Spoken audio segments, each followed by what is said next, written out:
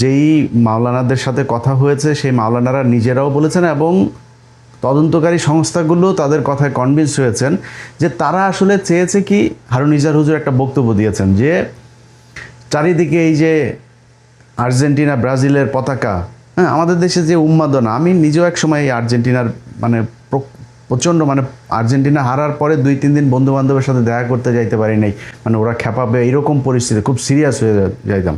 তো বাংলাদেশে সেটা সেই কালচার চলছে।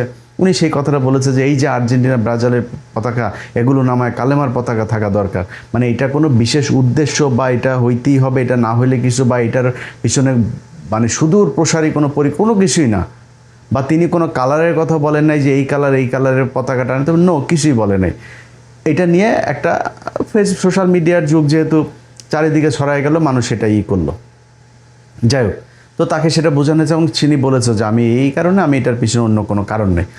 তো তিনি এর পরপর একটা ভিডিও তৈরি করে বলেছেন যে এই ব্যাপারে উন্মাদনা করা যাবে না। কারণ হয়েছে, খুব খেয়াল করে বুঝতে হবে, এই জায়গায় যদি নাকি আরেকবার যদি এই দেশ হোঁচট খায়, এই দেশের মুসলমানদের কপালে কিন্তু বিপদ আছে ভাই। প্রথমে ঢাকা স্ট্রিম নামে একটা পত্রিকাতে নিউজ করলো।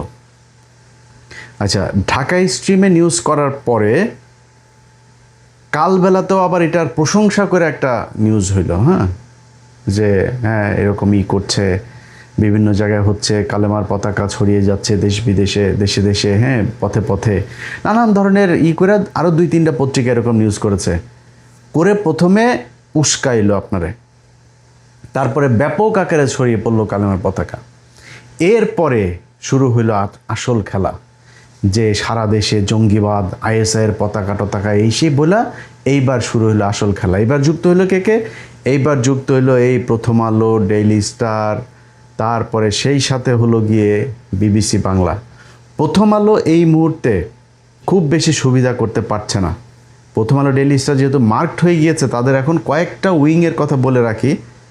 এর মধ্যে রয়টার্স একটা, ডয়চে ভেলে একটা, তারপরে হইল গিয়া আপনার বিজনেস স্ট্যান্ডার্ড, তারপরে হইল গিয়া 71, তারপরে হইল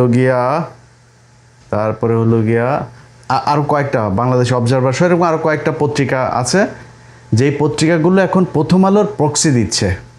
আর এর বাইরে সরাসরি এই আওয়ামী লীগের তো আছেই, ওই যে বাংলাদেশ টাইমস, তারপরে আজকের কণ্ঠ কিছু কী আছে না, এগুলো তো সরাসরি আওয়ামী লীগের হয়েই কাজ করে।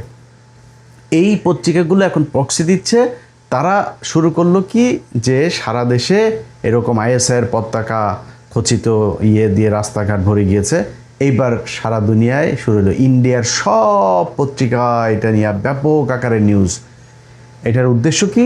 উদ্দেশ্য সারা দুনিয়ায় ছড়ায় দেওয়া হলো যে বাংলাদেশে ব্যাপক আকারে হাসিনা যাওয়ার পরে এখন জঙ্গিবাদের উত্থান হচ্ছে।